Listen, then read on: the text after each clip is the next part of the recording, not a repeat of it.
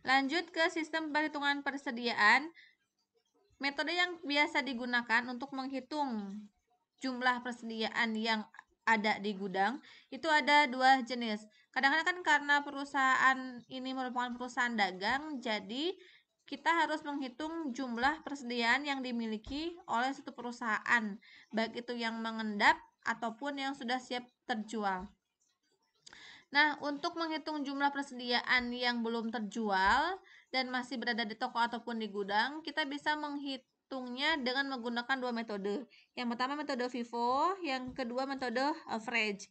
Untuk kedua ini merupakan arus keluar masuk si barang ke perusahaan.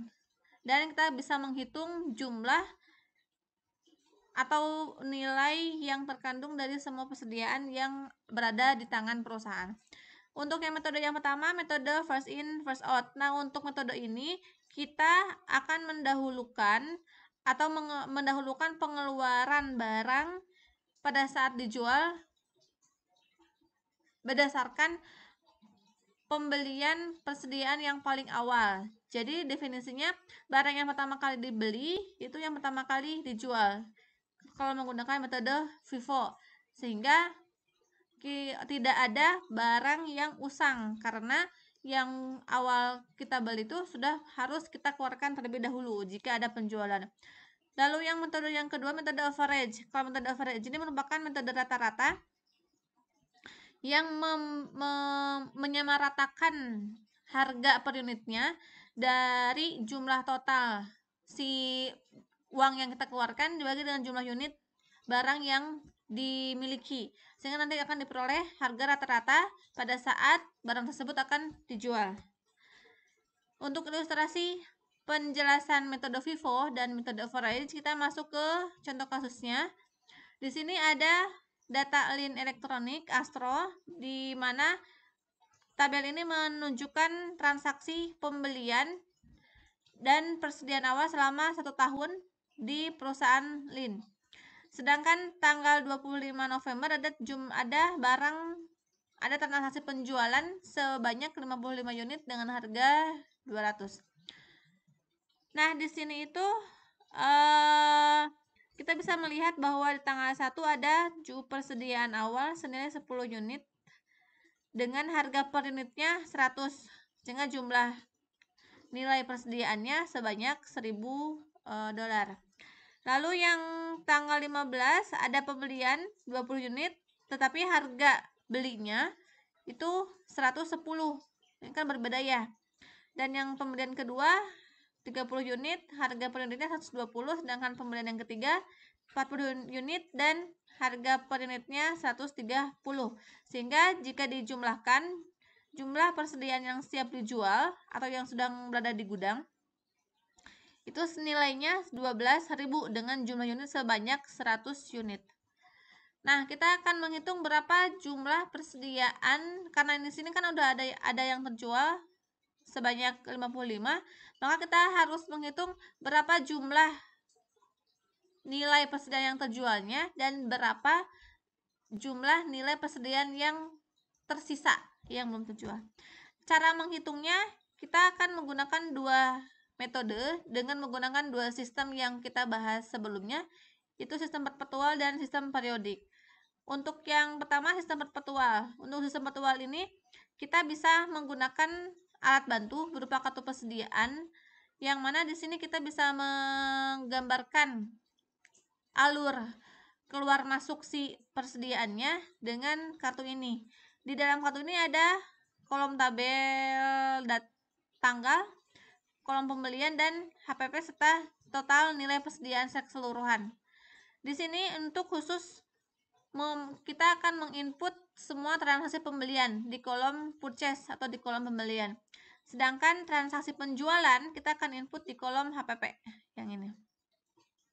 Kita bisa melihat di soalnya ada keterangan bahwa tanggal 1 Januari terdapat persediaan awal sebanyak 10 unit. Berarti di sini persediaan awalnya 10 unit dengan harga per unitnya 100, sehingga jumlah nilai persediaannya 1000. Sedangkan di tanggal 15 April ada pembelian 20 unit harganya 110. Di pembelian 20 unit harganya 110 dengan total 2.200.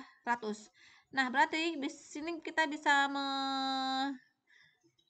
menghitung jumlah persediaan yang kita miliki sampai tanggal 15 April itu ada 2 jenis. Yang pertama, kita memiliki persediaan dengan harga pokok 100 dolar per unit, dan yang keduanya dengan harga 110 dan masing-masing unitnya 10 dan 20. Sehingga jumlah persediaan yang kita punya sampai tanggal 15 itu ada 30 unit dengan jumlah nilai persediaannya 3.200. Ini dikalikan ya masing-masing unit dengan harga per unitnya. Di transaksi yang ketiga ada transaksi pembelian di tanggal 24. Jumlah unit yang dibeli 30, harga per unitnya 120.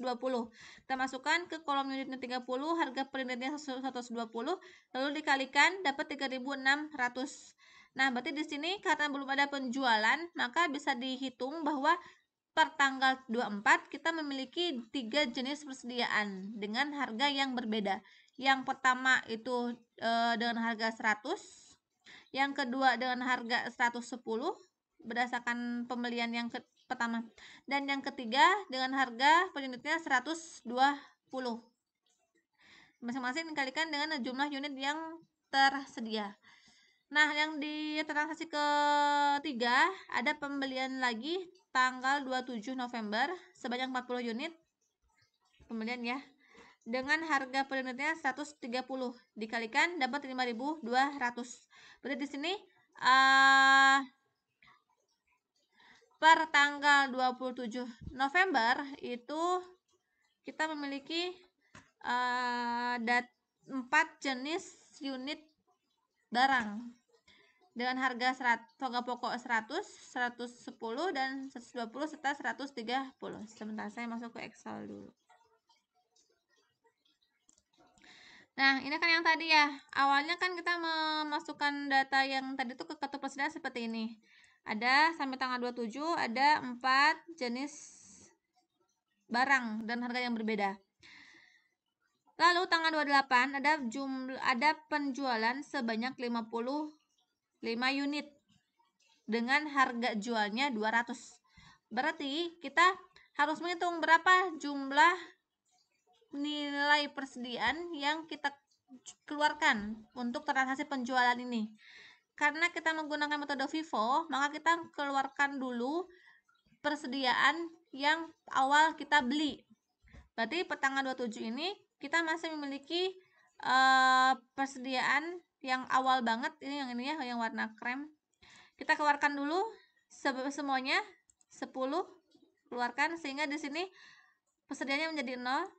Lalu yang kan jumlah unit yang terjual 55 ya. Keluarkan dulu 10, lalu tambah 20 dari persediaan yang kedua.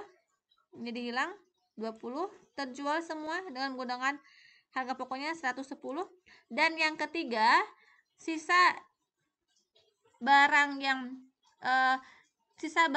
terjualnya kan tinggal 25, maka kita akan mengambil 25 unit dari persediaan dengan harga pokok yang ketiga ini.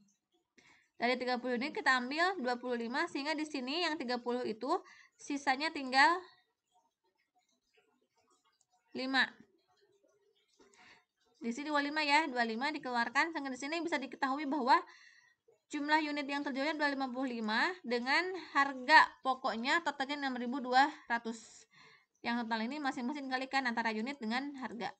Dikalikan dapat harga pokoknya 6.200. Nah, per tanggal 28 setelah terjadi transaksi penjualan, barang yang tersisa itu tinggal yang memiliki harga pokoknya 120 dan yang 130 aja. Berarti di sini kita pindahkan yang harga pokok per unitnya 120, sisanya tinggal 5 karena tadi sudah dijual 25 dari 30 ini, dan yang kedua dengan harga 130 sebanyak 40 unit, sehingga untuk persediaan yang tersisa dan belum terjual di tanggal 28 November sebanyak 45 unit dengan jumlah nilai persediaannya 5.800. Maka bisa diketahui bahwa di sini itu HPP-nya atau COGS-nya itu sebanyak 6.200. Sedangkan ending inventory-nya sebanyak 5.800. Ini menggunakan sistem perpetual. Lalu bagaimana kalau menggunakan sistem periodik? Kalau menggunakan sistem periodik, kita tinggal memasukkan data yang kita punya ke dalam rumus COGS perhitungan menggunakan sistem periodik. Untuk menghitung COGS ini tinggal menjumlahkan antara beginning inventory persediaan awal tambah dengan net purchase, ini simpelnya purchase karena tidak ada purchase return dan purchase discount, dikurangi ending inventory. Kita lihat di sini beginning inventory-nya 1.000. Ini 1.000. Lalu purchase-nya sebanyak 11.000. Masukkan ke sini semua dan ending inventory-nya sebanyak 5.800. Berarti di sini bisa dihitung bahwa COGS-nya dengan menjumlahkan antara beginning inventory tambah purchase dikurangi ending inventory sehingga COGS-nya 6.200.